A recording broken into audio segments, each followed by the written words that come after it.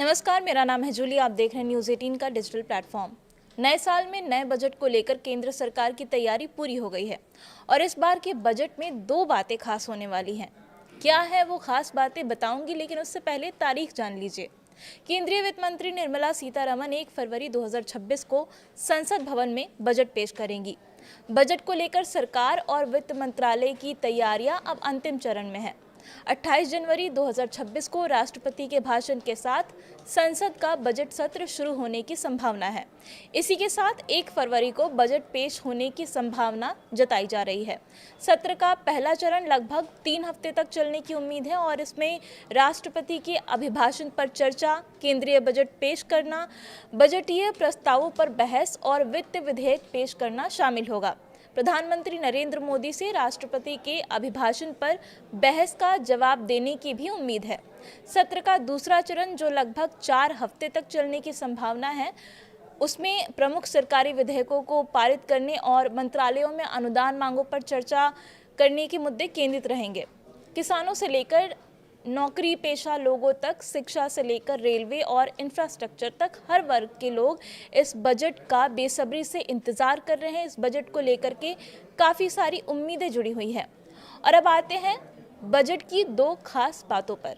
तो पहली खास बात यह है कि भारत का आम बजट पहली बार रविवार के दिन पेश किया जाने वाला है।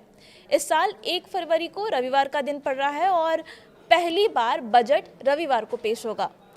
इस दिन गुरु रविदास जयंती भी है, जिसके कारण कई जगहों पर छुट्टी रहेगी। रविवार को सरकारी दफ्तरों से लेकर शेयर बाजार भी बंद रहते हैं। और अब दूसरी खास बात की भी बात कर लेते हैं।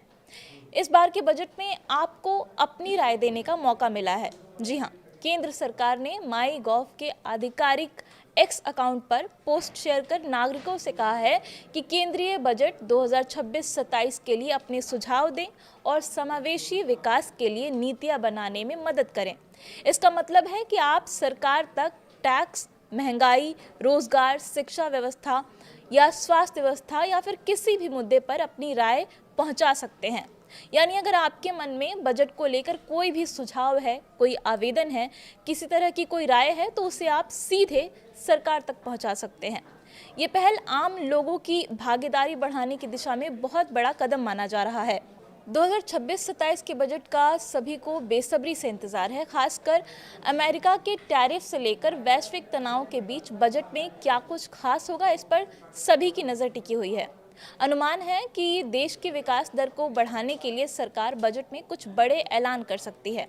सरकार आयकर दाताओं की संख्या बढ़ाने पर जोर दे सकती है, क्योंकि वर्तमान में 150 करोड़ की आबादी में से केवल 3 से 3.5 करोड़ लोग ही आयकर का भुगतान करते हैं। पिछली बार 12 लाख की आय पर छूट एक महत्वपूर्ण कदम था। अब इस साल के बजट में सरकार क्या फैसले लेती है, इस पर सबकी नज़र है। और 1 फरवरी को जब वित्त मंत्री निर्मला सीतारमण बजट पेश करेंगी तो सारी बातें साफ हो जाएंगी।